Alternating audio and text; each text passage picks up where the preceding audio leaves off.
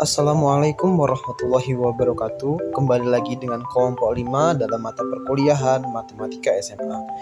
Pada video ini kita akan membahas perihal statistik. Adapun anggota dari kelompok 5 yakni ada Desi Ramadhani, Lutfi Asmi Haikal, ada Eko Ardianto, Intan Catur Yuliana, dan Anissa Alfidia Putri. Untuk subbab statistik kita dalam video ini kita akan membahas dua subbab. Yang pertama adalah penyajian data dan yang kedua ukuran pemusatan dan penyebaran data berkelompok. Untuk kompetensi dasar yakni yang pertama menentukan dan menganalisis ukuran pemusatan dan penyebaran data yang disajikan dalam bentuk tabel distribusi frekuensi dan histogram. Yang kedua, menyelesaikan masalah yang berkaitan dengan penyajian data, hasil pengukuran, dan pencacahan dalam tabel distribusi frekuensi dan histogram. Mungkin untuk diagram alur konsep bisa dilihat di layar masing-masing.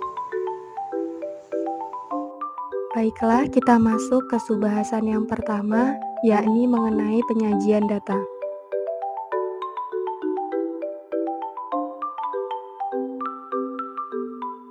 Pada subbab penyajian data ini akan dibahas mengenai tabel distribusi frekuensi dan grafik.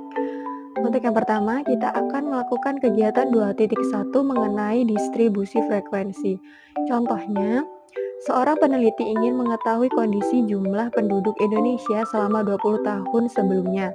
Dengan demikian, peneliti dapat mengumpulkan data jumlah penduduk Indonesia setiap tahunnya, kemudian dapat mendeskripsikan, mendapatkan informasi yang berguna mengenai jumlah penduduk dan bahkan dapat memprediksi keadaan jumlah penduduk Indonesia di tahun-tahun mendatang.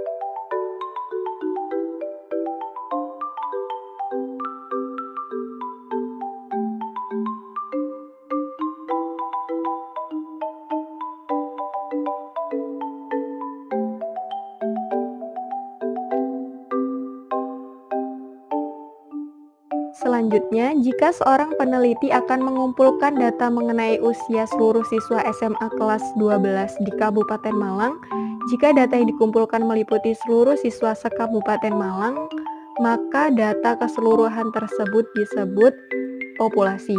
Di lain pihak, ketika peneliti hanya mengumpulkan data dari beberapa SMA terpilih yang mewakili semua SMA di Kabupaten Malang, maka data yang diperoleh merupakan data dengan nilai perkiraan, sedangkan siswa SMA yang mewakili tersebut disebut dengan sampel.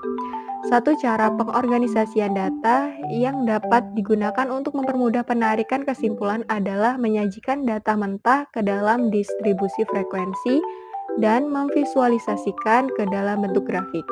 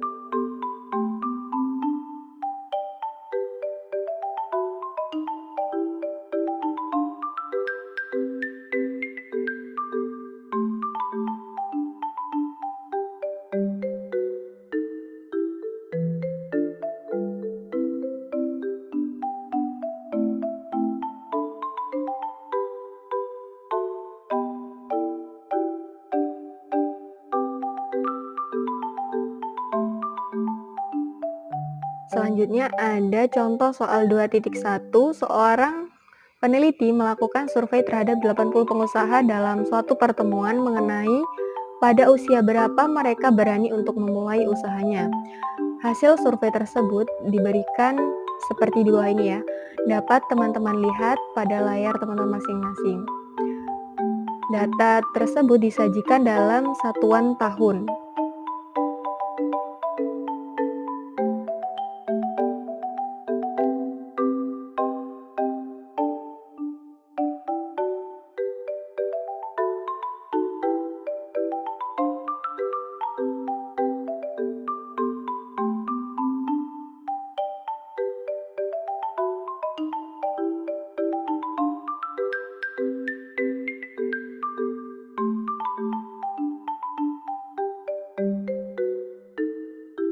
Dengan mengolah data ke dalam distribusi frekuensi, peneliti dapat menyimpulkan bahwa pengusaha yang memulai usahanya paling muda adalah 16 tahun dan yang paling tua adalah 40 tahun.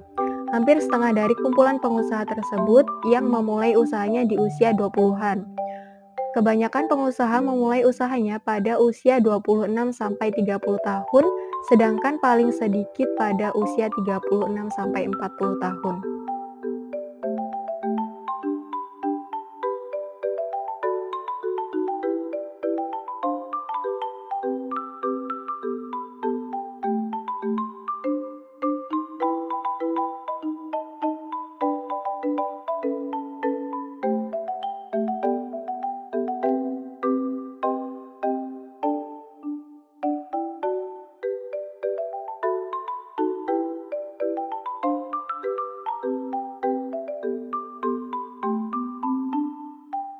Setelah memperhatikan data yang telah diberikan pada contoh 2.1 sebelumnya, jika data 80 usia pengusaha memulai usahanya dibagi menjadi 5 kelompok atau kelas, maka akan didapatkan distribusi frekuensi seperti pada tabel 2.1 di samping.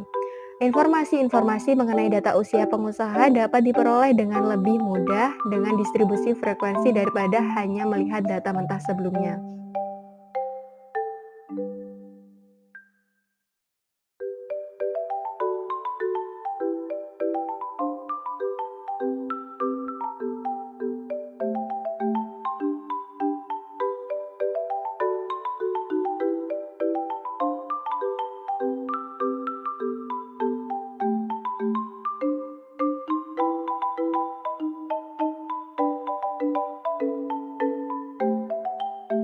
Coba kalian beri perhatian khusus mengenai banyak kelas, rentang tiap kelas, batas kelas, dan frekuensi tiap kelasnya.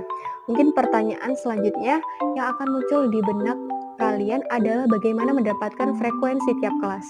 Untuk mengetahui bagaimana mendapatkan frekuensi pada distribusi frekuensi, coba kalian tentukan banyaknya data pada tiap kelas berikut ini. Perhatikan data usia pengusaha yang disajikan pada contoh 2.1. Jika data tersebut dikelompokkan menjadi 7 kelompok, maka distribusi frekuensi yang diperoleh adalah sebagai berikut.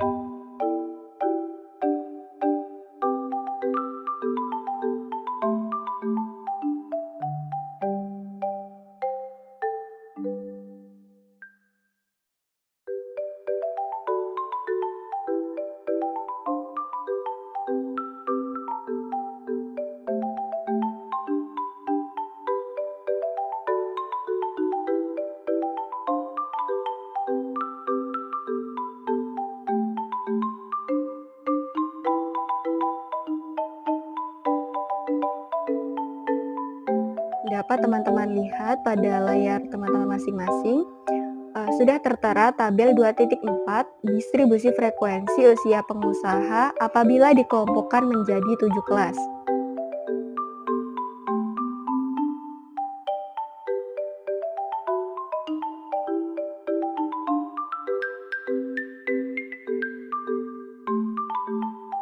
Dengan distribusi frekuensi yang diperoleh sebelumnya, coba berikan beberapa pernyataan mengenai informasi apa saja yang dapat kalian simpulkan dari pengelompokan tersebut.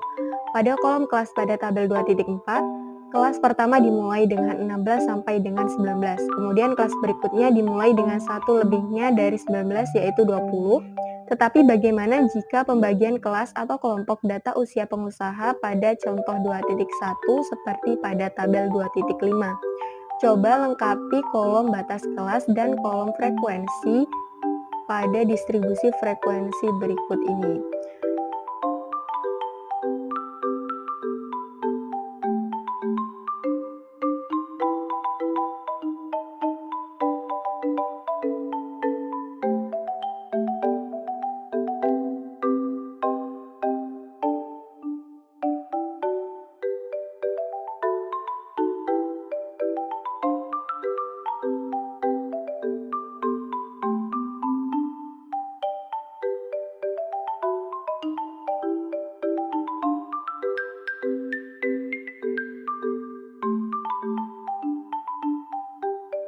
Setelah mengisikan kolom batas kelas dan frekuensi, maka akan timbul berbagai pertanyaan. Contohnya, yang pertama, apa yang terjadi pada kolom batas kelas?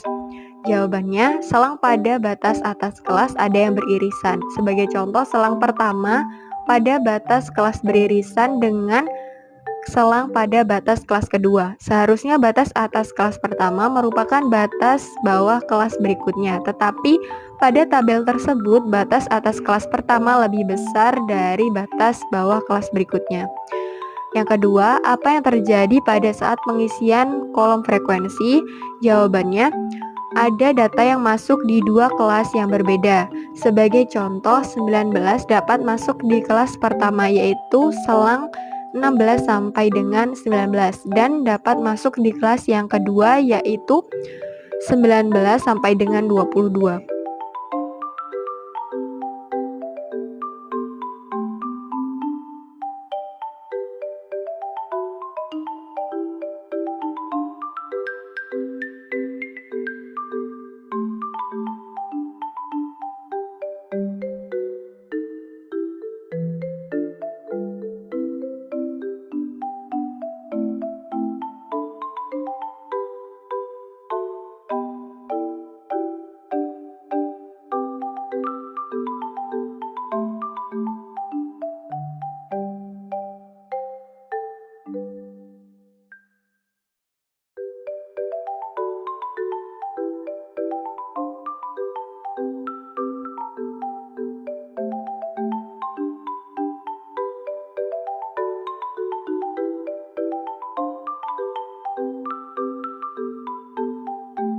Dan yang ketiga, apa yang dapat kalian simpulkan mengenai batas atas dan batas bawah kelas dalam hubungannya dengan frekuensi? Jawabannya, agar data dapat dikelompokkan dan setiap nilai dalam data dapat masuk di tepat satu kelas, maka selang setiap kelas tidak ada yang beririsan. Batas atas kelas pada suatu kelas merupakan batas bawah kelas berikutnya. Jika diperhatikan, batas kelas menambahkan satu tempat desimal dari kelas. Sebagai contoh, untuk selang kelas 16 sampai dengan 19 didapatkan batas kelas bawahnya adalah 15,5 dan batas atasnya adalah 19,5. Batas-batas kelas ini digunakan untuk memisahkan kelas-kelas sehingga tidak ada celah atau celah dalam distribusi frekuensi.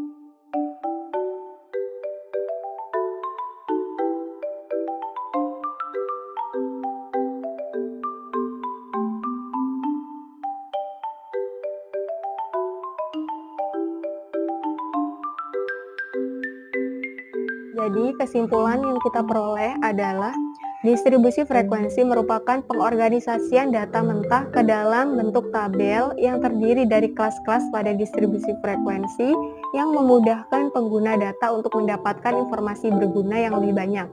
Berikut ini merupakan langkah-langkah mendapatkan distribusi frekuensi dari data mentah.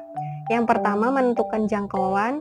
Yang kedua, menentukan banyak kelas. Ketiga, menentukan panjang kelas. Keempat, memilih titik awal yaitu limit bawah kelas pertama. Dan yang terakhir, menghitung frekuensi tiap kelas.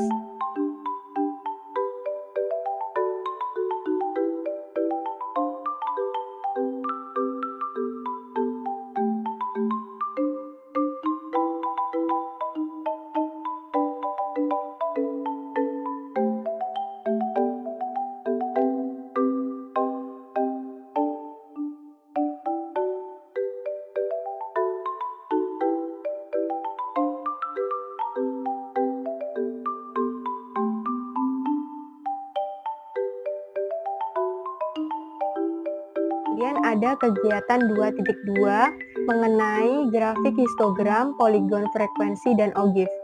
Setelah mengelompokkan data ke dalam beberapa kelas menjadi distribusi frekuensi, kalian dapat menyajikan data berkelompok tersebut dalam bentuk grafik. Penyajian dalam bentuk grafik ini bertujuan untuk menyampaikan data kepada pembaca dalam bentuk gambar.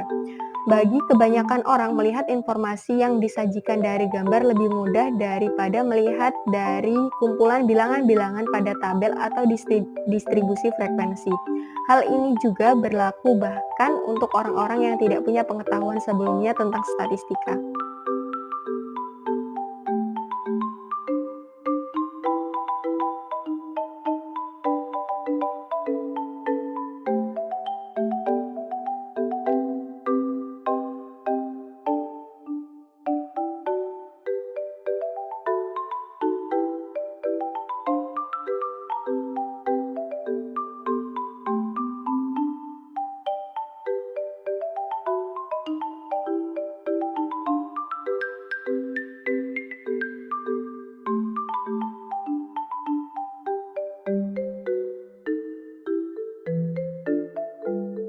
Grafik yang menyajikan suatu data digunakan untuk mendeskripsikan suatu data dengan lebih mudah dan untuk menganalisis lebih lanjut.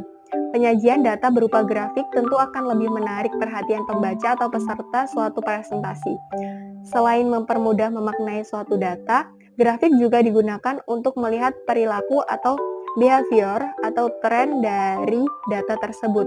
Terdapat 3 macam grafik yang biasanya dipresentasikan data berkelompok, yaitu histogram, poligon frekuensi, dan OGIF atau grafik frekuensi kumulatif.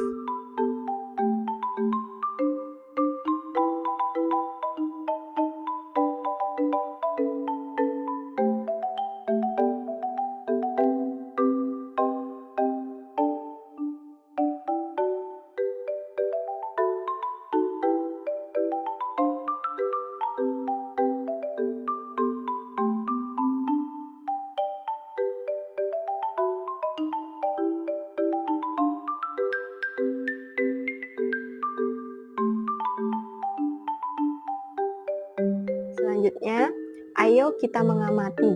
Pada bagian ini diberikan beberapa contoh distribusi frekuensi yang disajikan dalam grafik berupa histogram, poligon frekuensi, dan OGIF.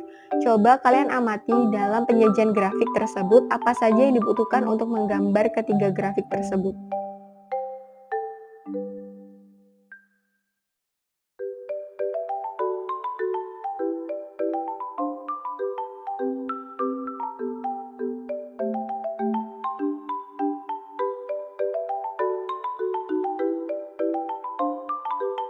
Diberikan contoh soal 2.3. Distribusi frekuensi pada tabel 2.1 menyajikan data berkelompok usia pengusaha dalam memulai usahanya. Distribusi frekuensi tersebut disajikan di bawah ini. Baik, dapat teman-teman lihat ada tabel distribusi frekuensi yang terdiri dari 5 kelas.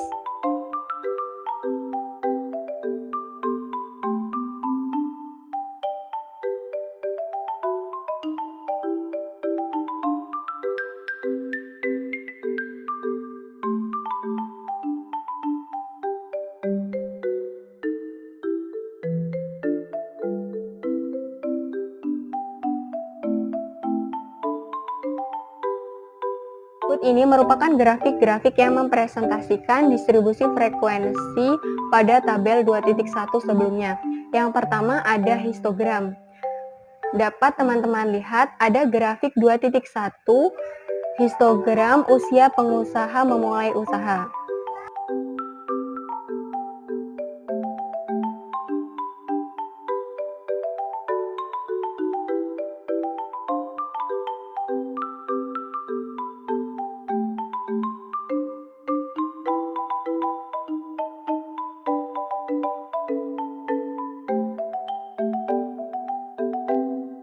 Selanjutnya ada poligon frekuensi. Dapat teman-teman lihat ada grafik 2.2 poligon frekuensi usia pengusaha dari tabel 2.1. Dan yang terakhir ada OGIF. Dapat teman-teman lihat ada grafik 2.3 OGIF usia pengusaha dari tabel distribusi frekuensi 2.1.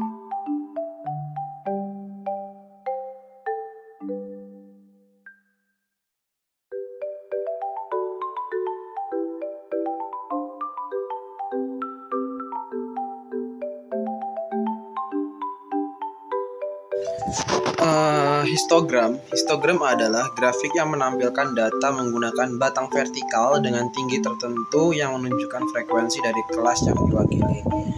Adapun informasi yang dibutuhkan untuk menggambarkan histogram yakni batas kelas dan frekuensinya. Sumbu X merupakan kelas dari distribusi frekuensi, sedangkan sumbu Y adalah frekuensinya itu sendiri.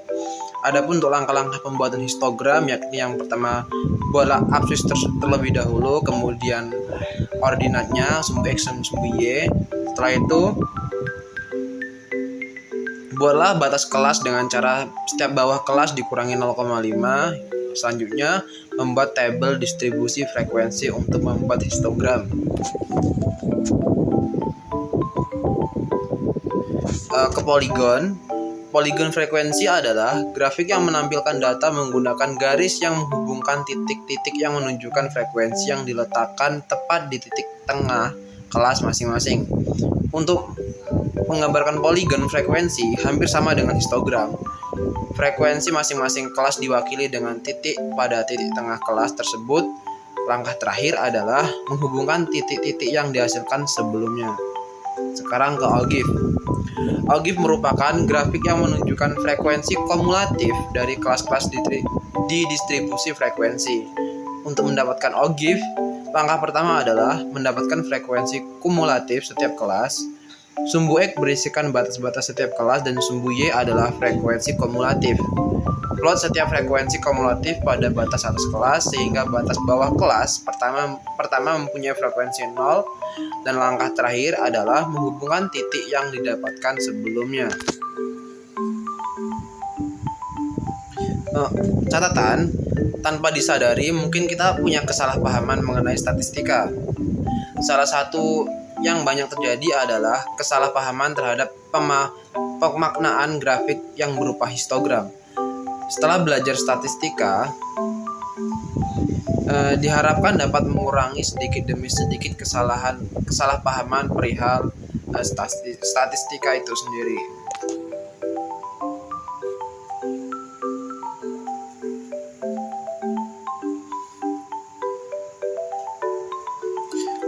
Sekarang ke contoh. Banyak iklan produk yang menampilkan suatu data hasil survei dalam bentuk grafik untuk menunjukkan keampuhan atau larisnya produk tersebut. Jika pembaca atau penonton kurang cermat dalam memperhatikan grafik, maka bisa terjadi penarikan kesimpulan yang salah. Ditambah lagi jika grafik data tersebut disajikan dengan tidak benar, maka tentu akibatnya tidak dapat salah dalam mengartikan grafik tersebut. Contohnya ini, sebuah iklan kosmetik menampilkan hasil survei terhadap pembelian paket kosmetik A, B, atau C untuk pertama kali. Grafik yang disajikan berikut menampilkan beberapa presentasi konsumen yang memutuskan untuk kembali menggunakan paket yang sama dengan waktu yang dibeli pertama kali. Bisa dilihat itu grafik diagram batang penjualan kosmetik melihat grafik di samping, dengan sekilas mungkin kita bisa mengatakan bahwa paket kosmetik B jauh lebih dipilih oleh konsumen dari kedua produk lainnya. Terdapat perbedaan nyata antara ketiga produk jika hanya melihat grafik tanpa melihat skala pada sumbu Y.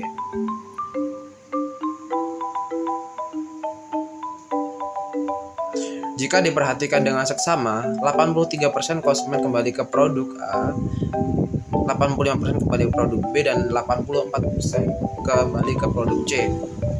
Grafik tersebut digambarkan dengan nilai awal pada sumbu Y adalah 82.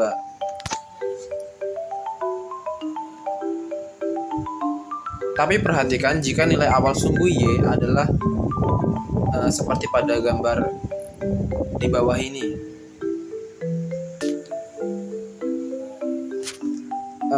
Bisa kita lihat antara diagram batang 83, 85, 84 itu kelihatan hampir sama gitu. Terlihat perbedaan antara ketiga produk tidak jauh, masing-masing hanya terpaut 1%. Penampakan pada grafik pertama dapat menipu mata secara sekilas jika pembaca tidak mengamati dengan seksama skala pada sumbu Y. Memotong skala pada sumbu Y sebenarnya bukanlah hal yang dilarang, tetapi pembaca harus teliti dalam membaca grafik yang disajikan. Grafik yang ditampilkan terkadang jika tidak menampakkan skala pada sumbu Y, jika grafik penjualan kosmetik di atas kita tampilkan tanpa skala pada sumbu Y seperti di samping ini, maka apa yang Anda dapat simpulkan?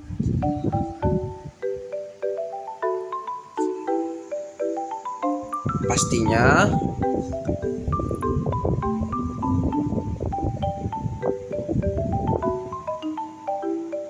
apabila kita tidak teliti dalam melihat diagram batang di samping gitu, pastinya kita akan terkecoh perihal memanipulasi mata kita, atau apabila kita tidak teliti, kita melihat harga setiap kosmetik itu relatif sama gitu. Sedangkan di diagram batang yang satunya lagi sebelum ini itu terlihat jomplang banget gitu. Maka dari itu kita harus teliti dalam melihat diagram batang dalam sebuah iklan gitu.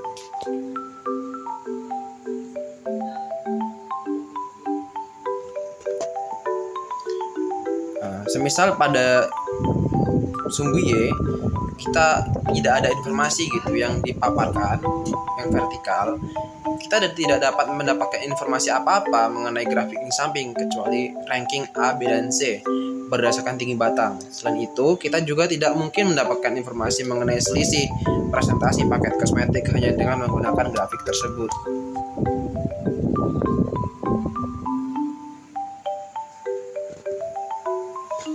Sekarang ke permasalahan. Berikut ini diberikan 4 distribusi frekuensi. Setiap distribusi frekuensi yang diberikan terdapat kesalahan dalam penyusunannya. Sebutkan kesalahan masing-masing distribusi frekuensi dan alasannya. Itu kan ada 4 tabel gitu. Kita lihat mana aja yang jadi kesalahan. Untuk A, panjang kelas distribusi frekuensi A adalah 6, sedangkan panjang kelas yang keempat 45 sampai 49 adalah 9. Panjang setiap kelas dalam satu distribusi frekuensi harus sama. Berarti yang kesalahan di poin A itu tabel A itu panjang kelasnya. Setelah itu yang B, kelas-kelas pada distribusi frekuensi B mempunyai batas yang saling beririsan. Hal ini dihindari agar tidak ada data yang masuk dalam dua kelas yang berbeda. Yang ke C, terdapat kelas yang hilang pada distribusi frekuensi C, yaitu kelas 133 sampai 137. Jika memang tidak ada data yang terletak pada selang ini, maka sebaiknya kelas ini tetap dituliskan dengan frekuensi 0. Tabel yang D, kelas pada distribusi frekuensi D mempunyai panjang kelas yang berbeda-beda. Kelas yang pertama mempunyai panjang kelas 5, sedangkan kelas yang kedua panjang kelasnya 6. Tuh. Permasalahan yang kedua, distribusi frekuensi yang diberikan berikut mempresentasikan jumlah kendaraan roda 4 terpilih dalam satu kota yang menghabiskan bahan bakar bensin dalam jumlah tertentu dalam bentuk liter setiap minggunya. Kolom kelas menyatakan menyatakan jumlah bahan bakar bensin yang dihabiskan dalam 1 minggu. Sedangkan kolom frekuensi adalah banyak kendaraan roda 4. Jawablah pertanyaan-pertanyaan berikut ini. Yang pertama, berapa banyak kendaraan roda 4 yang menghabiskan bensin kurang dari 4,5 liter? Kedua, berapa banyak kendaraan roda 4 yang menghabiskan bensin kurang dari 8,5 liter? Ketiga, lanjutkan untuk mencari banyak kendaraan yang kurang dari batas bawah kelas, kemudian tuliskan pada tabel di bawah ini. Untuk menjawab pertanyaan A, jawabannya tidak ada kendaraan roda 4 yang menghabiskan bensin kurang dari 4,5 liter dalam 1 minggu. Yang jawaban B, terdapat 5 kendaraan roda 4 yang menghabiskan bensin kurang dari 8,5 liter dalam 1 minggu. Untuk jawaban yang C, ini bisa dilihat pada tab berikut. Kurang dari 4,5 tidak ada yang menghabiskan kurang dari 4,5 liter dalam 1 minggu, maka 0. Yang kurang dari 8,5 ada 5 jumlah kendaraan. Seterusnya seperti itu. Bisa dicek dari ini. Nah,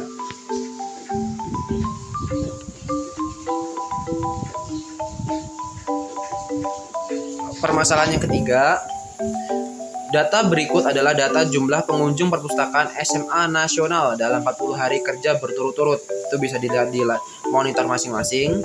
Berdasarkan data tersebut, buatlah yang pertama distribusi frekuensi dengan 7 kelas. Berarti ada 7 kelas. Yang pertama kita disuruh buat 7 kelas. Yang kedua, histogram, poligon frekuensi, OGIF untuk distribusi frekuensi poin A. Jadi kita berpatokan dengan 7 kelas.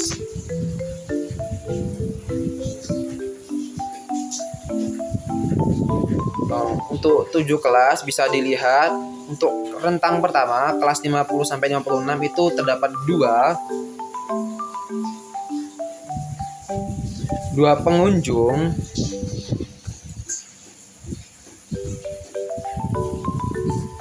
Selanjutnya 57 sampai 63 terdapat 3, 64 sampai 70 ada 8.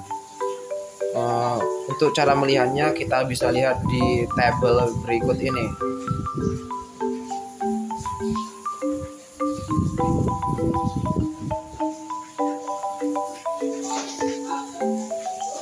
Untuk panjang setiap kelasnya itu panjangnya 6. Selanjutnya kita akan membuat histogramnya.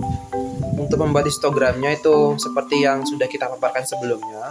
Untuk batas bawah kelas itu dikurang 0,5, berarti 50 dikurang 0,5, 49,5. Selanjutnya seperti itu.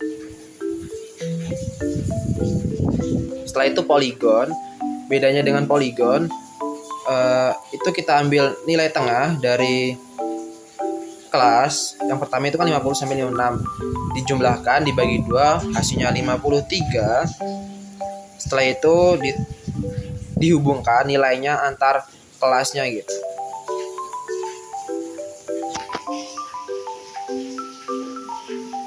Kemudian OGIF bisa dilihat di monitor masing-masing. 2.2 Ukuran pemusatan dan penyebaran data berkelompok.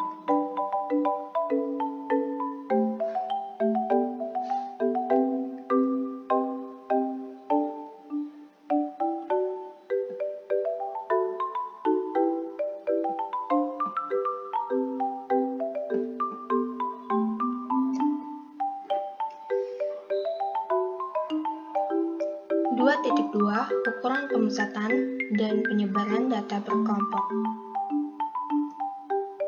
Kegiatan 2.2.1 Ukuran pemusatan data berkelompok. Sebelumnya, apakah teman-teman masih mengingat bagaimana cara menentukan rata-rata, median, dan modus untuk data tunggal? Sebagai contoh, kami sajikan data ukuran sepatu yang dipakai 12 pemain basket SMA nasional sebagai berikut. Coba teman-teman tentukan rata-rata, median, dan modus dari data tersebut. Dari ketiga ukuran pemusatan data tersebut, manakah yang paling sesuai mempresentasikan data tersebut? Lalu, bagaimanakah cara menentukan rata-rata, median, dan modus data yang berupa data berkelompok atau bahkan data yang disajikan dalam histogram? Berikut ini akan kami sajikan beberapa contoh data berkelompok sekaligus ukuran pemusatan datanya. Contoh soal 2.12. Data skor TOEFL siswa dalam suatu kelas diberikan dalam distribusi frekuensi sebagai berikut. Berdasarkan distribusi frekuensi di atas, rata-rata skor TOEFL siswa dalam kelas tersebut adalah 433,7. Kelas keempat yaitu 424,5 hingga 449,5 merupakan kelas median dengan mediannya adalah 437. Kelas kelima merupakan modus kelas dengan modusnya adalah 454,5. Contoh soal 2.13. Berikut ini merupakan histogram yang menyajikan data tinggi 30 siswa terpilih kelas 12 pada suatu sekolah.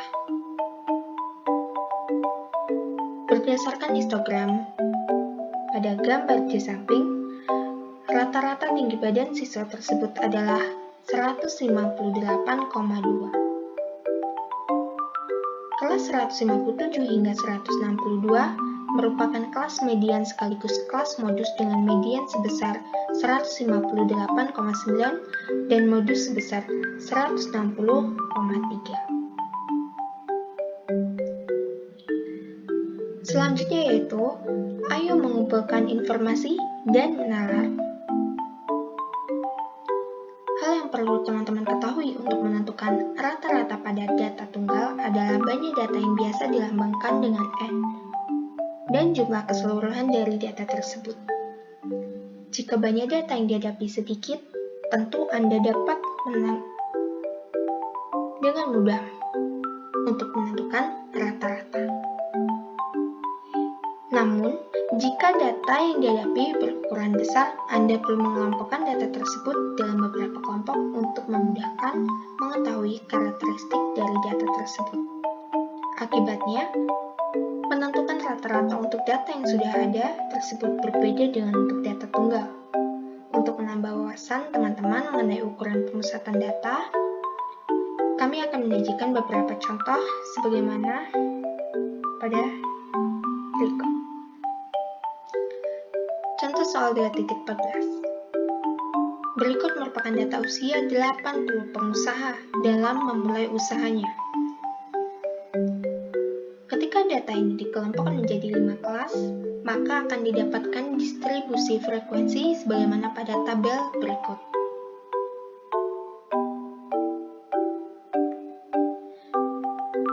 Perhatikan bahwa kelas pertama memiliki titik tengah 18. Artinya bahwa data yang masuk dalam kelas pertama bisa kurang dari 18 atau lebih dari 18. Akibatnya, jumlah data pada kelas pertama dapat didekati atau aproksimasi sebesar 342. Jumlah data keseluruhan dengan pendekatan sebesar 214,5 sehingga rata-rata untuk data di atas adalah 26,8 tahun.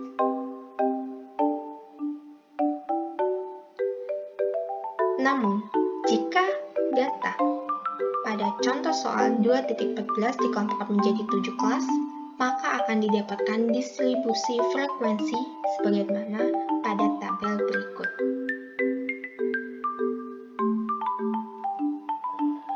Berdasarkan tabel yang sudah dilengkapi, perkiraan jumlah data keseluruhan adalah 2156. Jumlah frekuensi keseluruhan adalah 80. Dengan demikian, rata-rata data berkelompok tersebut adalah 2156 dibagi dengan 80 sehingga diperoleh 26,95.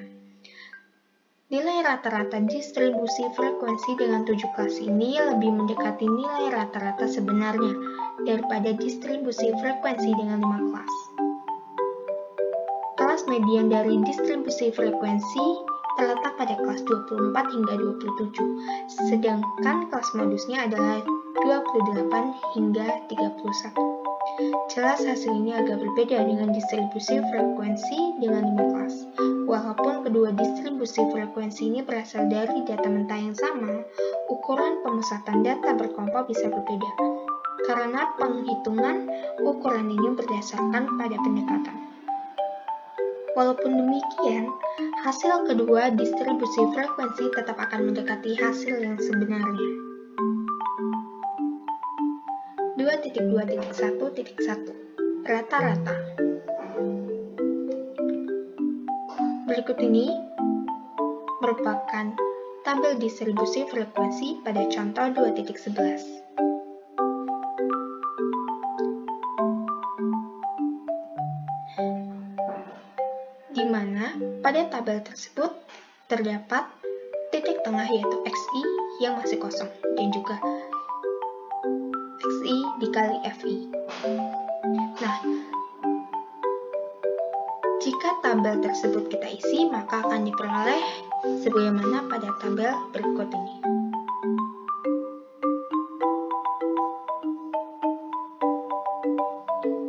Rata-rata data tunggal didapatkan dengan membagi jumlah data dengan banyaknya data. Menggunakan prinsip yang sama, 43,6 juga didapatkan dari perkiraan jumlah data secara keseluruhan, yaitu jumlah perkalian titik tengah dengan frekuensinya, yang kemudian dibagi jumlah frekuensi. Jika XI adalah kelas ke-I dan FI adalah frekuensi kelas ke-1 dan banyak kelas adalah K, maka rata-rata data berkelompok dapat dirumuskan sebagaimana pada berikut ini, yaitu X bar sama dengan sigma XI dikali FI per sigma FI, di mana X bar ini merupakan rata-rata sigma XI dikali FI merupakan jumlah keseluruhan XI dikali FI dari seluruh kelas.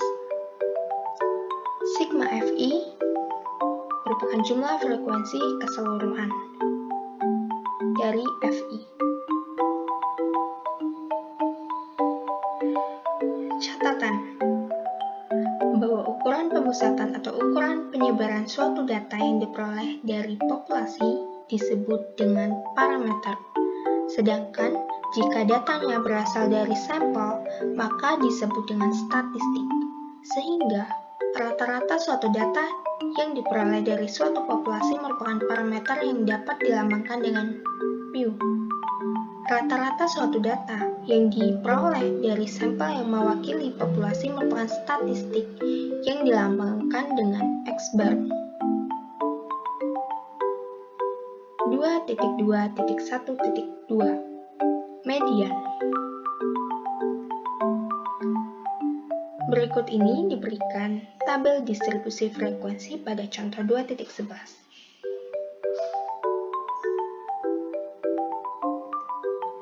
Jika data-data yang tadi masih kosong kita isi, maka akan diperoleh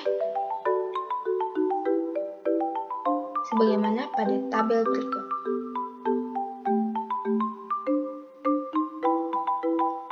Berdasarkan contoh 2.11, median dari distribusi frekuensi ini adalah 45,25. Dengan melihat tabel berikut, nilai 45,25 muncul pada kelas keempat, yaitu 45 hingga 49. Hal ini sesuai dengan informasi sebelumnya bahwa kelas 45 hingga 49 adalah kelas median, yaitu kelas di mana median terletak. Dengan melihat tabel di atas, cara menentukan median data berkelompok di atas adalah dapat dengan rumus berikut, yaitu ME sama dengan L ME ditambah P dalam kurung setengah N dikurang F ME per FME. Untuk penjelasannya yaitu ME merupakan median, L besar ME merupakan batas bawah kelas median, F besar ME merupakan frekuensi kumulatif kelas-kelas sebelum kelas median. FME, F kecil ME merupakan frekuensi kelas median, P merupakan panjang kelas, dan N merupakan jumlah frekuensi keseluruhan.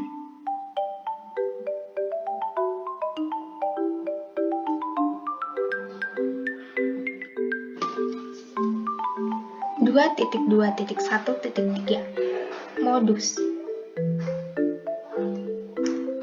Berikut ini kami berikan contoh yaitu tabel distribusi frekuensi sebagaimana pada contoh 2.11. Jika data-data yang masih kosong tadi kita isi, maka akan kita peroleh sebagaimana pada tabel berikut. Modus distribusi frekuensi ini adalah 47,1, sesuai dengan yang diketahui sebelumnya. Perhatikan bahwa nilai 47,1 muncul pada kelas modus 45 hingga 49, yaitu kelas dengan frekuensi tertinggi yaitu 20. Dengan demikian, untuk menentukan modus data berkelompok, kelas modus harus ditentukan terlebih dahulu.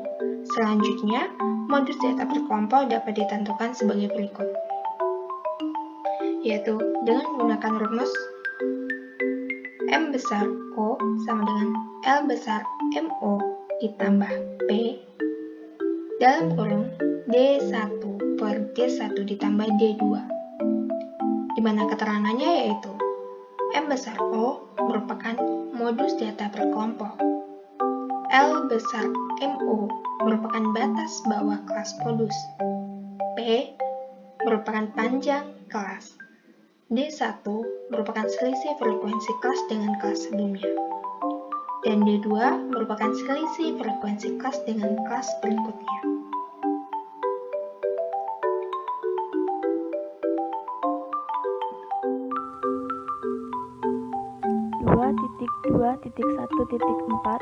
Kuartil. Kuartil pada ukuran pemusatan data berkelompok adalah nilai-nilai yang berupa bilangan yang membagi sekumpulan data, yang juga berupa nilai-nilai dan diurutkan dan dikelompokkan ke dalam kelas-kelas tertentu dalam tabel distribusi frekuensi menjadi 4 bagian yang sama besar. Ini hampir mirip dengan kuartil pada data tunggal, hanya saja akibat pencacahan data yang terlihat pada tabel distribusi frekuensi yang tidak pasti, maka digunakan pendekatan sehingga kuartil-kuartil membagi keseluruhan data menjadi 4 bagian sama besar, bukan sama banyak. Ada 3 kuartil yang terdapat pada kuartil data berkelompok, yaitu kuartil 1, Q1, kuartil 2, Q2, dan kuartil 3, Q3, yang mana ini berurutan dari kiri ke kanan. Hampir mirip dengan data-data yang kita gunakan dalam menentukan median pada penjabaran sebelumnya. Misalkan kita mengambil data pada contoh 2.5, maka diperoleh tabel distribusi frekuensinya yaitu seperti pada gambar yang ada di bawah, yang dimana pada kelas 30-34 FI-nya 0, pada kelas 35-39 FI-nya 5, pada kelas 40-44 FI-nya 15, pada kelas 45-49 FI-nya 22, dan pada kelas 50-54 FI-nya 42. Sedangkan pada tabel M/4N dikurang F1 per F1 dan pada tabel LI ditambah P dalam kurung M/4N dikurang FI dibagi FI itu masih kosong.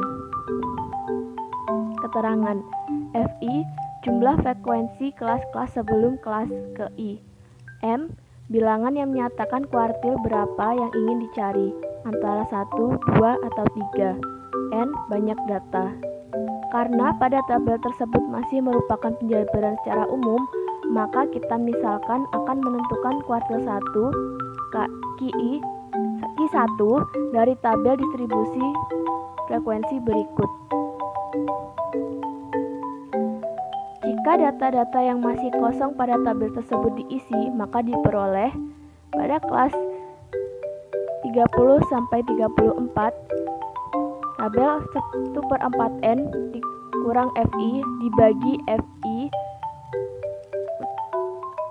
berisi 2,5.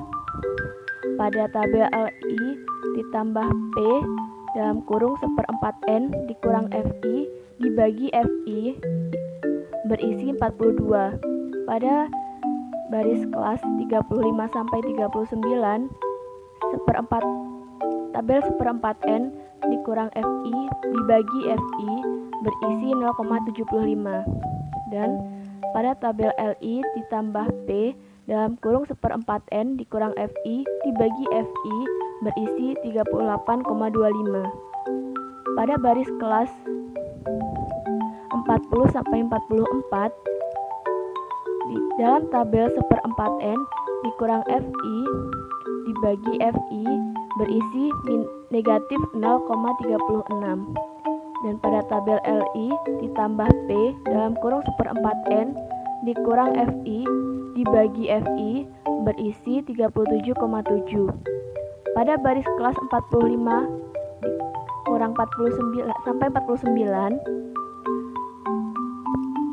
pada tabel 1/4N dikurang FI dibagi FI berisi negatif 0,475.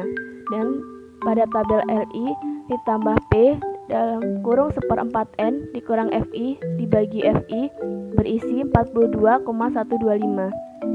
Dan pada baris kelas 50-54 pada tabel 1/4N dikurang FI dibagi FI berisi negatif 3,6875. Dan pada tabel LI ditambah P dalam kurung 1/4N dikurang FI dibagi FI berisi 31,0625. Berdasarkan contoh 2,5, median dari distribusi frekuensi ini adalah 45,25. Untuk median sendiri bisa kita sebut juga sebagai kuartil 2, maka otomatis nilai kuartil 1 dari distribusi frekuensi ini pasti lebih rendah dari 45,25.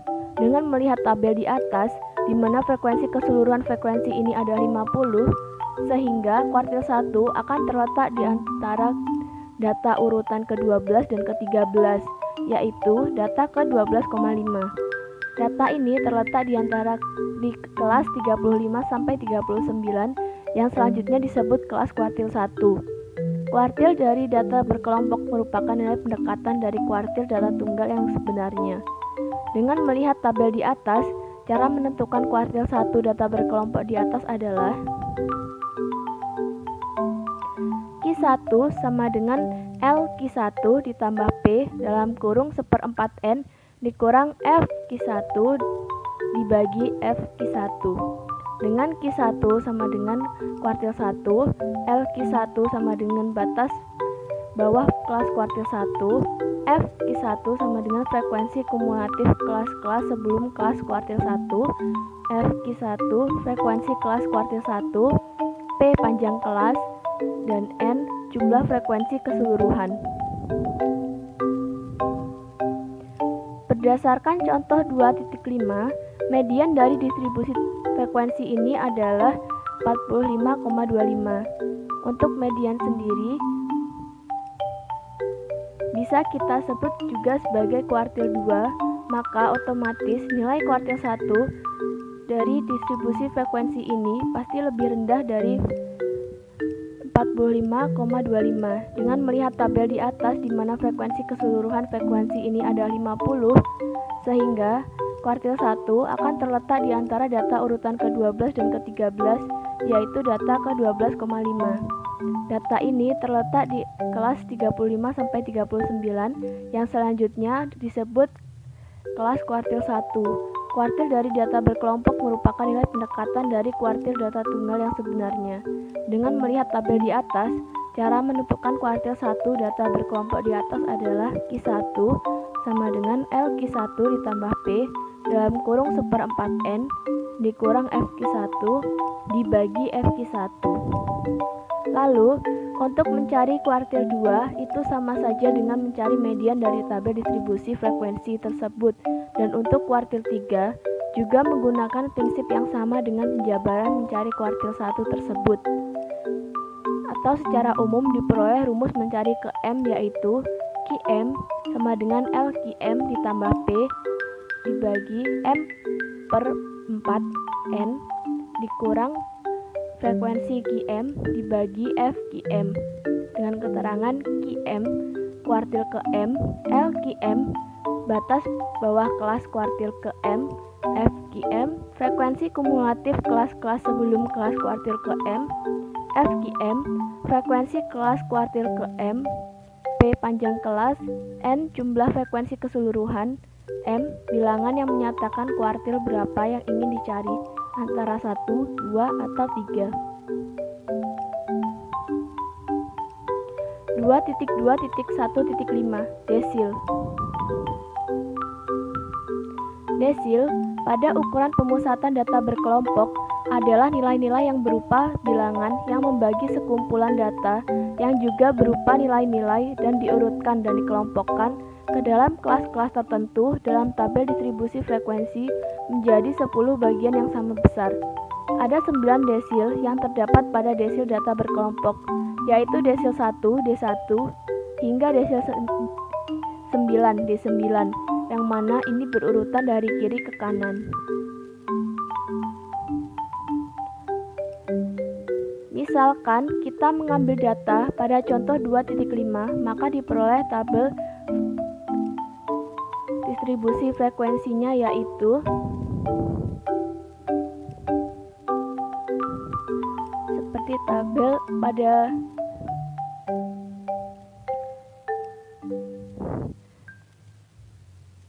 kuartil yang ada dengan bedanya ada dua tabel yang kosong yaitu M per 10N min F1 dibagi F1 dan L1 dengan M per 10N dikurang Fi dibagi Fi dan Li ditambah P dalam kurung M per 10N min Fi dibagi Fi dengan keterangan Fi jumlah frekuensi kelas-kelas sebelum kelas ke I M bilangan yang menyatakan desil berapa yang ingin dicari antara 1, 2, 3, 4, 5, 6, 7, 8, atau 9 N banyak data. Karena pada tabel tersebut masih merupakan penjabaran secara umum, maka kita misalkan akan menentukan desil 7, D7 dari tabel distribusi frekuensi tersebut. Jika data-data yang masih kosong pada tabel tersebut diisi, maka diperoleh pada baris kelas 30-34, 7 per 10N dikurang Fi dibagi Fi berisi 7, dan tabel Li ditambah P dalam kurung 7 per 10N dikurang Fi dibagi Fi berisi 64,5. Pada baris kelas 35-39, tabel 7 per 10N dikurang pada tabel 7 per 10N dikurang Fi dibagi Fi berisi 3, dan tabel Li ditambah P dalam kurung 7 per 10N dikurang Fi dibagi Fi berisi 49,5. Pada baris kelas 40-44, tabel 7 per 10N min Fi dibagi Fi berisi 2,86, dan pada tabel Li ditambah P dalam kurung 7 per 10N dikurang Fi dibagi Fi berisi 53,8. Pada baris kelas 45-49, tabel 7 per 10N dikurang Fi dibagi Fi berisi 0,65, dan pada tabel Li ditambah P dalam kurung 7 per 10N dikurang Fi dibagi Fi berisi 47,75. Dan pada baris kelas 50-54, pada tabel 7/10n dikurang FI dibagi FI berisi negatif 0,875 dan pada tabel LI ditambah P dalam kurung 7/10n min FI dibagi FI berisi 45,125.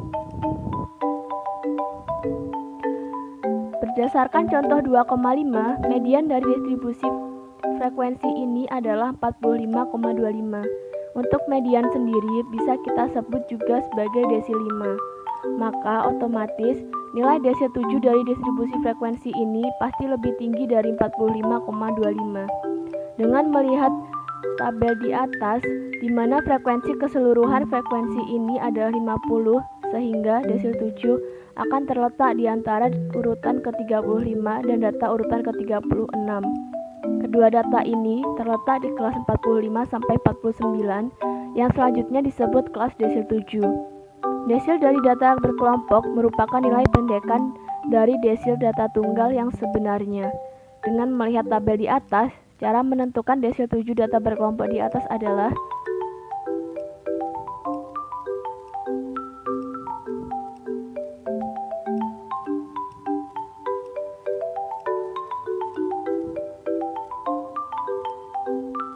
D7 sama dengan LD7 ditambah P dalam kurung 7/10n dikurang FD7 dibagi FD7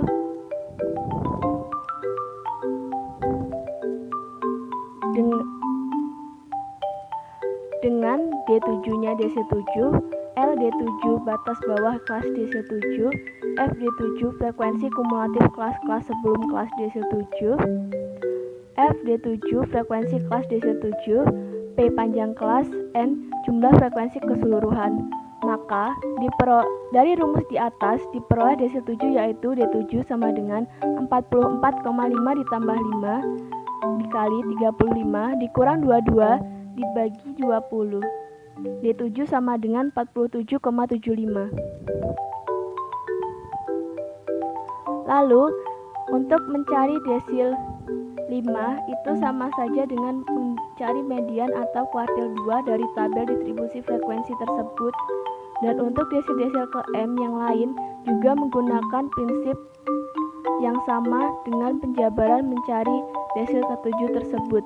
Atau secara umum diperoleh rumus mencari desil ke M yaitu DM sama dengan LDM ditambah P dalam kurung M/10n dikurang FDM dibagi FDM.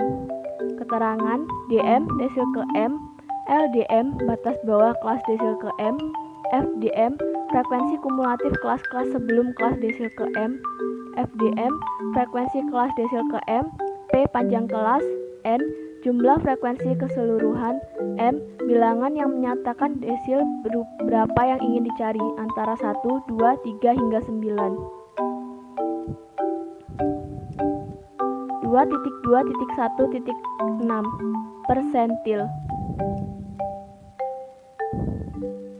Persentil pada ukuran pemusatan data berkelompok adalah nilai-nilai yang berupa bilangan yang membagi sekumpulan data yang juga berupa nilai-nilai dan diurutkan dan dikelompokkan ke dalam kelas-kelas tertentu dalam tabel distribusi frekuensi menjadi 100 bagian yang sama besar. Ada 99 persentil yang terdapat pada persentil data berkelompok, yaitu persentil 1, P1 hingga persentil 99, P99 yang mana ini berurutan dari kiri ke kanan. Misalkan kita mengambil data pada contoh 2.5, maka diperoleh tabel distribusi frekuensinya yaitu pada gambar yang telah disajikan dengan kita melihat bahwa pada tabel M/100 dikali N dikurang FI dibagi FI dan tabel LI ditambah P dalam kurung M/100N dikurang FI dibagi FI kosong.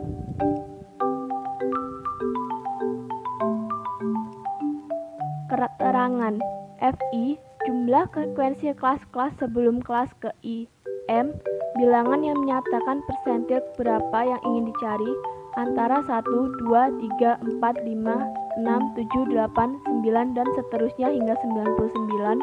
N. Banyak data. Karena pada tabel tersebut masih merupakan penjabaran secara umum, maka kita misalkan akan menentukan persentil 38, P38 dari tabel distribusi frekuensi tersebut. Jika data-data yang masih kosong pada tabel tersebut diisi, maka diperoleh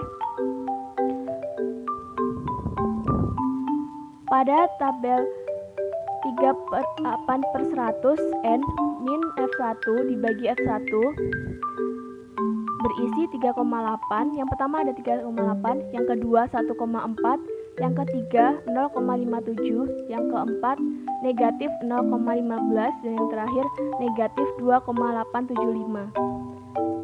Dan pada tabel RI ditambah P dalam kurung 38/100 N dikurang FI dibagi FI berisi yang pertama ada 48,5, yang kedua 41,5, yang ketiga 42,35, yang keempat 43,75, dan yang kelima 35,125.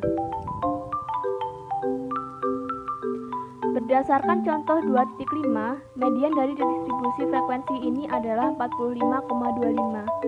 Untuk median sendiri bisa kita sebut juga sebagai persentil 50. Maka otomatis nilai persentil 38 dari distribusi frekuensi ini pasti lebih rendah dari 45,25.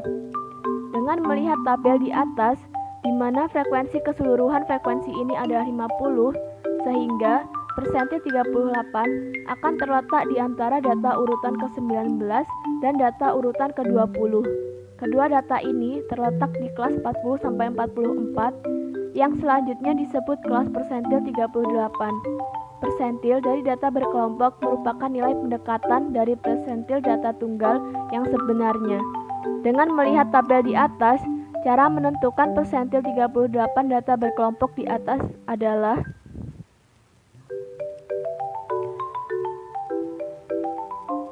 P38 sama dengan L P38 ditambah P dalam kurung 38/100 N min F P38 dibagi F P38 dengan P38 sama dengan persentil 38, L P38 batas bawah kelas persentil 38, F P38 frekuensi kumulatif kelas-kelas sebelum kelas persentil 38, F P38 frekuensi kelas persentil 38, P panjang kelas, N jumlah frekuensi keseluruhan.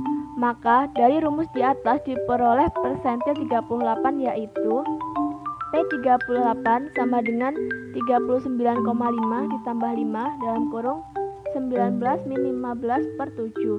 P38 sama dengan 42,35.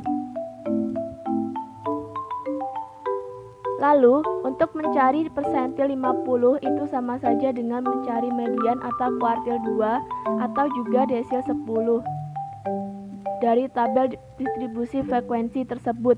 Dan untuk persentil-persentil ke M yang lain juga menggunakan prinsip yang sama dengan penjabaran mencari persentil 38 tersebut. Atau secara umum diperoleh rumus mencari persentil ke M yaitu PM sama dengan LPM ditambah P dalam kurung M/100N dikurang FPM dibagi FPM. Keterangan PM persentil ke M, LPM batas bawah kelas persentil ke M, FPM frekuensi kumulatif kelas-kelas sebelum kelas persentil ke M, FPM frekuensi kelas persentil ke M, P panjang kelas, N jumlah frekuensi keseluruhan, M bilangan yang menyatakan desil berapa yang ingin dicari antara 1, 2, 3 hingga 99. Baiklah, untuk kegiatan selanjutnya yaitu kegiatan 2.2.2 yaitu terkait dengan submateri ukuran penyebaran data berkelompok. Nah, mengetahui hanya rata-rata dari suatu data tidak cukup untuk mendeskripsikan data sepenuhnya. Anda atau kita juga perlu mengetahui bagaimana penyebaran data tersebut. Sebagai contoh, seorang penjual sepatu olahraga di suatu daerah telah mengetahui bahwa rata-rata ukuran sepatu olahraga yang laris adalah ukuran 40. Penjual sepatu tersebut tidak akan bertahan lama dalam penjualan sepatu olahraga ini jika dia menjual sepatu hanya dengan ukuran 40. Walaupun dia mengetahui rata-rata ukuran sepatu pembeli di daerah tersebut, dia juga perlu mengetahui bagaimana data menyebar, yaitu apakah datanya mendekati rata-rata atau menyebar merata. Nah, untuk ukuran yang menentukan penyebaran data ini disebut dengan ukuran penyebaran data. Nah, untuk data berkelompok, ukuran penyebaran data itu meliputi simpangan rata-rata, simpangan baku, dan juga ragam atau varians. Nah, Anda mungkin masih ingat bagaimana menentukan simpangan rata-rata, simpangan baku, dan juga ragam atau varians untuk data tunggal. Secara prinsip, cara menentukan simpangan rata-rata, simpangan baku, dan juga ragam atau varians untuk data tunggal hampir sama dengan untuk data berkelompok. Nah, berikut akan dijabarkan dan diberikan beberapa contoh distribusi frekuensi suatu populasi disertai dengan simpangan rata-rata, simpangan baku, dan ragam atau variasinya. Nah, untuk contoh soal yang pertama yaitu contoh soal 2.15 di mana data yang disajikan adalah data pendapatan neto 45 perusahaan besar di Indonesia dalam miliar rupiah. Nah, dapat dilihat datanya pada tabel berikut di mana terdapat data kelas dan juga frekuensinya masing-masing. Nah, ukuran pemusatan pada data berkelompok tersebut dapat dihitung, yaitu di mana telah diketahui bahwa simpangan rata-ratanya adalah 12,4, simpangan bakunya adalah 14,6, dan ragam atau varians dari data tersebut adalah 212,3. Lalu untuk contoh soal yang selanjutnya yaitu contoh soal 2.16 di mana datanya berupa 30 sepeda motor terpilih yang dites untuk mengetahui efisiensi bahan bakar dalam kilometer per liter. Nah, data tersebut dapat dibuat tabel distribusi frekuensinya yang disajikan pada tabel berikut ini. Dapat dilihat pada tabel di mana terdapat data kelas dan juga frekuensinya masing-masing. Nah, dari tabel distribusi frekuensi ini diketahui bahwa simpangan rata-ratanya yaitu 3,5, simpangan bakunya yaitu 5,1, dan ragam atau variasinya sebesar 25,7.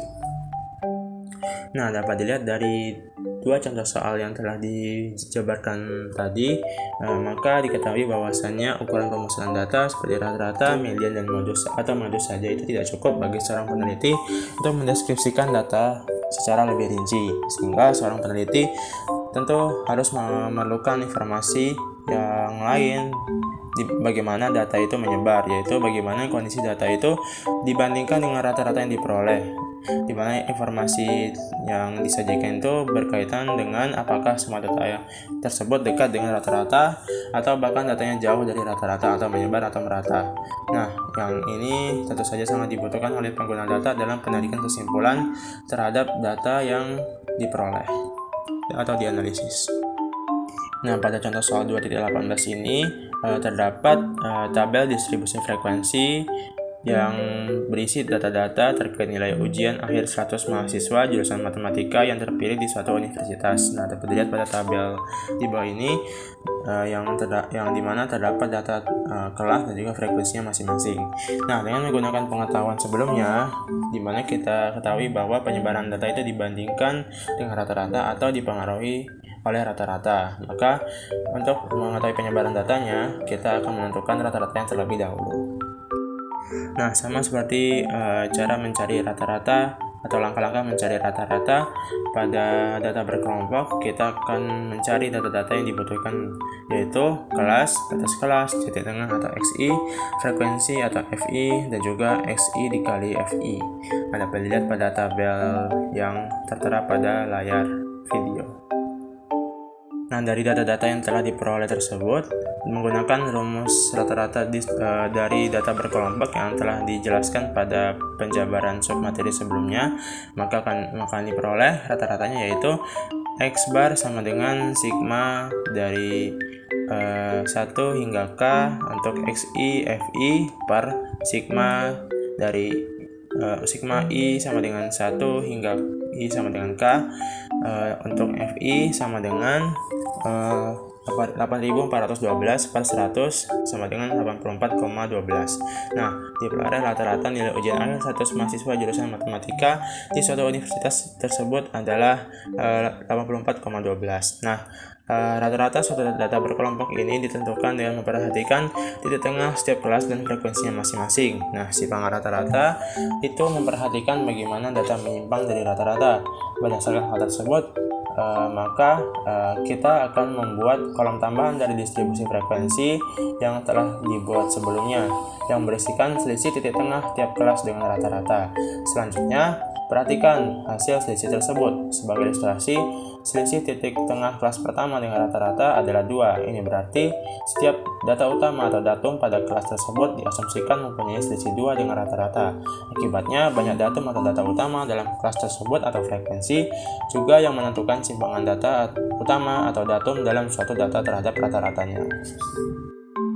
Nah, berdasarkan proses yang telah dijabarkan pada slide sebelumnya, maka diperoleh cara menentukan simpangan rata-rata seperti pada penjelasan di bawah ini, di mana pada tabel dapat dilihat di mana berdasarkan besarnya selisih pada kolom terakhir, selisih dengan rata-rata itu menyatakan seberapa jauh atau menyimpang data pada kelas tersebut dengan rata-rata. Nah, sebagai contoh pada tabel tersebut, setiap data pada kelas pertama yang diasumsikan mempunyai selisih dengan rata-rata sebesar 15,12, dan jika frekuensi pada kelas pertama adalah 6, maka total selisih data pada kelas pertama dengan rata-rata adalah sebesar 15,12 dikali 6 sama dengan 90,72. Nah, dengan cara ini kita cari selisih-selisih data pada kelas lainnya dengan rata-rata tiap kelas, dan akan diperoleh total keseluruhan selisih data dengan rata-rata tiap kelasnya. Nah, untuk penjabaran lebih lanjut atau lebih lengkapnya akan dijelaskan pada penjabaran yang lebih rinci terkait simpangan rata-rata. Nah, untuk ukuran penyebaran lainnya yaitu ragam atau varians dan simpangan baku, itu prinsipnya sama dengan simpangan rata-rata, yaitu memperhatikan selisih rata-rata dengan titik tengah tiap kelas. Nah, dari hubungan antara ragam dan simpangan baku yang kita peroleh dari ketiga contoh, maksudnya dari kedua contoh yang telah dijabarkan sebelumnya, yaitu contoh 2.15 dan 2.16, maka dapat memudahkan kita baik dalam menentukan ragam dan simpangan baku. Nah, simpangan baku dapat ditentukan dengan mudah jika ragam atau varians ditemukan, dan sebaliknya juga jika ragam atau varians ditemukan dapat ditentukan dengan mudah, maka simpangan baku dapat ditemukan. Nah, karena ukuran penyebaran data pada data berkelompok prinsipnya mirip dengan untuk data tunggal, di mana cara menentukan ragam dan simpangan baku untuk data tunggal dapat dilihat pada penjelasan pada gambar di samping, di mana pada contoh 2.15 dan 2.16 masing-masing untuk ragam atau variansinya yaitu 212,3 dan 25,7, dan untuk simpangan bakunya masing-masing adalah 14,6 dan 5,1. Nah, sifat yang sama dari kedua contoh tersebut bahwasanya ragam itu merupakan kuadrat dari simpangan baku. Dapat dilihat pada contoh 2.15 simpangan bakunya yaitu maksudnya ragam atau variansinya itu adalah 212,3, di mana itu adalah kuadrat dari 14,6. Sementara untuk contoh 2.16 ragam atau variansinya yaitu 25,7 yang merupakan kuadrat dari simpangan bakunya yaitu 5,1. Nah, sehingga dengan menentukan salah satu ukuran penyebaran data, maka dapat menghasilkan ukuran penyebaran lainnya. Nah, ini dapat dilihat pada hubungan simpangan baku dan juga ragam atau varians yang telah dijelaskan sebelumnya tadi. Nah, ragam atau data sampel atau data tunggal itu dapat ditentukan dengan rumus S kuadrat sama dengan sigma dari I sama dengan 1 hingga K untuk X min X bar yang dikuadratkan per N, di mana X bar itu adalah rata-rata data sampel, X kuadrat itu adalah ragam, N adalah ukuran banyak data, adalah ukuran atau banyak data, S itu adalah simpangan baku, dan X adalah data mentah. Nah, untuk mencari S atau simpangan bakunya tinggal kita kuadratkan saja dari S kuadratnya atau dari ragam atau variansnya. Nah, untuk penjabaran submateri yang pertama pada materi ukuran penyebaran data berkelompok yaitu simpangan rata-rata. Nah, dengan menggunakan tabel distribusi frekuensi pada contoh 2.15 dengan kita menambahkan beberapa data lain yang dibutuhkan untuk mencari simpanan rata-rata, maka diperoleh tabel distribusi frekuensinya dapat dilihat pada layar video. Dimana selain data kelas dan juga frekuensi juga akan dicari data mengenai titik tengah, lalu data XI min X bar tiap kelas, lalu data FI dikali XI tiap kelas, dan juga data FI dikali nilai mutlak dari XI min X bar untuk setiap kelas. Nah, di mana X bar itu adalah rata-rata dari keseluruhan data. Nah, jika tabel data pada slide sebelumnya dilengkapi, maka akan diperoleh data-data pada tabel tersebut adalah sebagai yang terlihat pada layar video teman-teman semua. Nah, untuk mendapatkan hasil simpanan rata-rata pada contoh soal 2.15 yaitu 12,4, ternyata kita menggunakan data pada kolom ke-6, tepatnya pada bagian total datanya yaitu 557,33, di mana ini adalah total keseluruhan nilai FI dikali nilai mutlak dari XI min X bar dari setiap kelas. Nah, yang dari 557,33 ini dibagi dengan data pada kolom kedua yang merupakan data total frekuensi keseluruhan yaitu 45, di mana diperoleh simpanan rata-rata atau disimbolkan dengan SR sama dengan 557,33 ya dibagi dengan 45 sama dengan 12,385 atau dibulatkan menjadi 12,4. Nah, untuk penjabaran lebih lengkapnya dapat dilihat pada kotak biru di bawah ini, di mana sebelum mendapatkan kolom keempat yang berisi data terkait nilai mutlak dari XI min X bar, maka kita harus menentukan rata-rata dari distribusi frekuensi tersebut. Dengan menggunakan rumus yang telah diketahui sebelumnya terkait dengan rata-rata data berkelompok, akan diperoleh rata-rata distribusi frekuensi tersebut adalah 42,87. Nah, setelah diperoleh rata-ratanya, maka akan diperoleh data untuk kolom keempat, lalu kolom kelima, dan akan diperoleh data pada kolom ke-6. Nah, dari data kolom ke-6 ini akan didapatkan data keseluruhan nilai FI dikali nilai mutlak dari XI min X bar dari setiap kelas yang diperoleh total keseluruhannya yang dibagi dengan total frekuensi keseluruhan yaitu dan dari sini diperoleh simpanan rata-ratanya yaitu 12,385 itu 12,385 atau jika dibulatkan yaitu 12,4. Nah, dari penjabaran ini dapat diperoleh rumus simpanan rata-rata untuk data per kelompok yaitu SR sama dengan simpangan seperti yang telah dijabarkan pada slide sebelumnya. Lalu untuk materi selanjutnya yaitu simpangan baku dan juga ragam atau varians. Nah, dengan menggunakan tabel distribusi frekuensi yang sama pada contoh 2.15, maka akan diperoleh macam-macam data yang dibutuhkan untuk memperoleh simpangan baku dan juga ragam atau variansnya.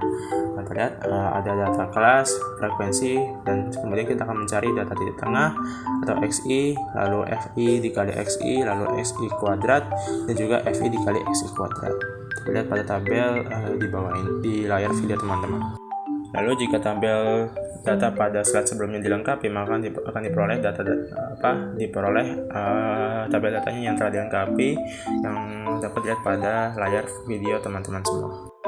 Nah, berdasarkan tabel data-data yang telah diperoleh pada slide sebelumnya, maka akan diperoleh 5 kemungkinan terkait rumus untuk simpangan baku dan juga ragam atau varians, di mana yang pertama yaitu rumusnya itu simpangan sigma dari FI/XI dikurang sigma FI/XI kuadrat per n kuadrat yang diperoleh nilainya itu min negatif 44,4948.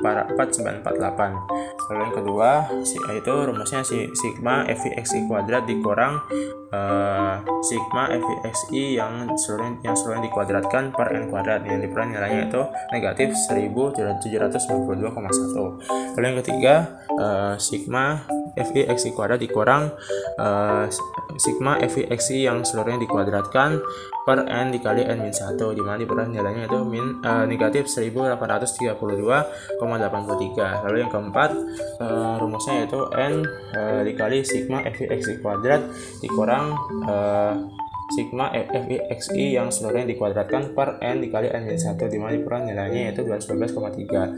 Yang terakhir yaitu rumusnya N dikali sigma FI/XI kuadrat dikurang sigma FI/XI yang seluruhnya dikuadratkan per N kuadrat, yang diperoleh nilainya yaitu 207,5822.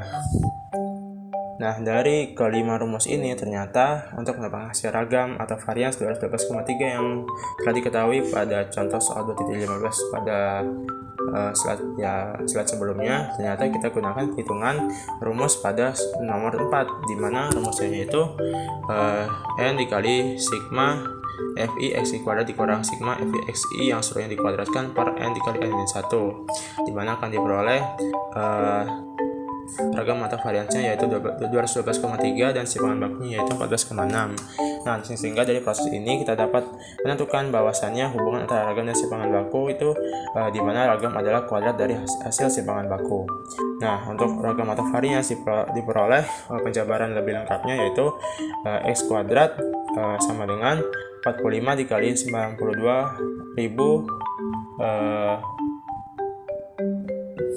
92.031 dikurang 92.031 yang dikuadratkan per 45, dibagi dengan 45 dikali 44 sama dengan 211,3. Nah, data-data ini diperoleh pada tabel data yang telah dijabarkan sebelumnya.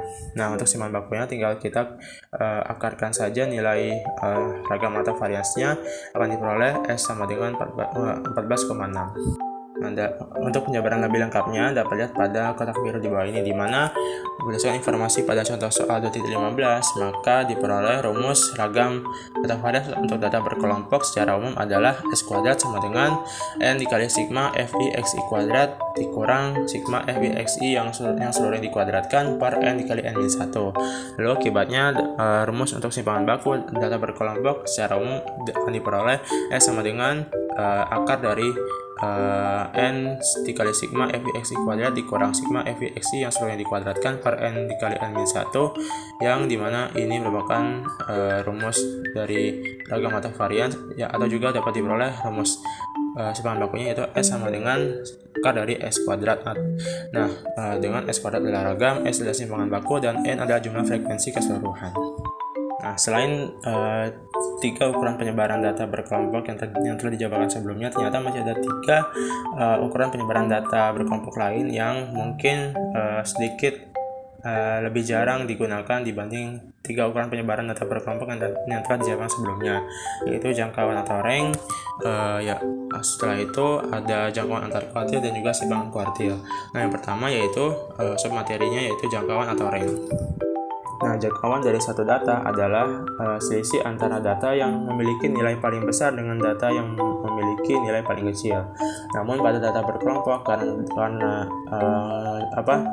data-datanya sendiri tidak dapat dicacahkan satu persatu, sehingga kita tidak dapat mengetahui mana data dengan nilai terbesar dan yang mana data dengan nilai yang terkecil. Maka untuk mencari jangkauannya kita hanya dapat menentukan selisih kemungkinan jangkauan atau ranknya, yaitu dengan mencari selisih nilai tengah kelas terakhir dengan nilai tengah kelas pertama. Alasannya karena nilai tengah dari setiap kelas ini bisa dianggap sebagai data acuan yang mewakili setiap kelas tersebut. Maka akan diperoleh rumus jangkauan data berkelompok yaitu R yang merupakan simbol dari rank atau jangkauan data sama dengan nilai tengah kelas terakhir dikurang dengan nilai tengah kelas pertama. Nah, untuk contoh soalnya dapat kita ambil data-data pada tabel distribusi frekuensi pada contoh soal 2.11, di mana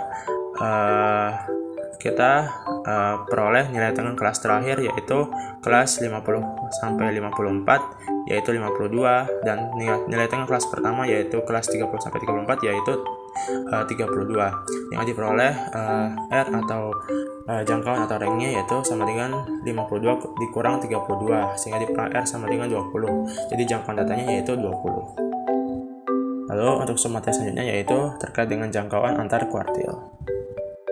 Nah, jangkauan antar kuartil atau juga biasa disebut dengan hamparan itu dari suatu data adalah selisih antara kuartil ketiga suatu data dengan kuartil ke-1 suatu data. Nah, karena pada data berkelompok bisa kita peroleh kuartil 1 dan kuartil 3-nya, maka definisi ini dapat kita gunakan untuk memperoleh jangkauan antara kuartil suatu data berkelompok, di mana rumusnya yang diperoleh H yang merupakan simbol dari hamparan atau jarak antar kuartil sama dengan Q3 dikurang Q1, di mana Q3 adalah kuartil ketiga data dan juga Q1 adalah kuartil ketiga data.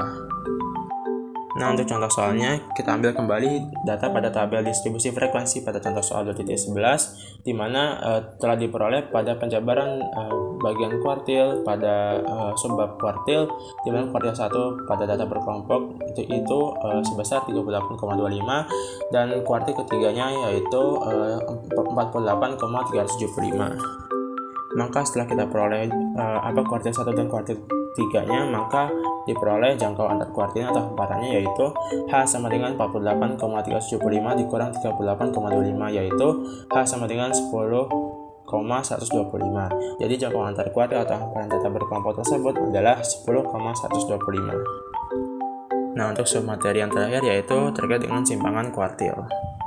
Nah, simpangan kuartil sendiri adalah setengah dari selisih antara kuartil ketiga dan kuartil ke-1 suatu data, atau sama saja dengan setengah dari jangkauan antar kuartil atau hamparan. Nah, dari definisi ini maka diperoleh rumus untuk mencari simpangan kuartil data berkelompok, yaitu SK yang merupakan simbol dari simpangan kuartil sama dengan setengah dikali Q3 dikurang Q1, atau setengah dikali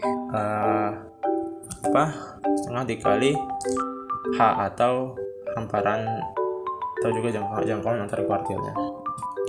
Nah, contoh soalnya, jika kita kembali menggunakan data pada tabel distribusi frekuensi pada contoh soal 2.11, maka telah diketahui hamparan atau jangkauan antar kuartilnya yaitu 10,125, maka akan diperoleh simpangan kuartilnya yaitu SK sama dengan setengah dikali Q3 dikurang Q1, atau SK sama dengan setengah dikali H, maka SK sama dengan setengah dikali 10,125, sehingga diperoleh SK sama dengan 5,0625. Jadi simpangan kuartil data berkelompok tersebut adalah 5,0625. Cukup sekian video mengenai statistika kali ini. Lebih dan kurangnya kami mohon maaf. Saya akhiri. Wabillahi taufiq wal hidayah. Wassalamualaikum warahmatullahi wabarakatuh. Sampai ketemu di next video.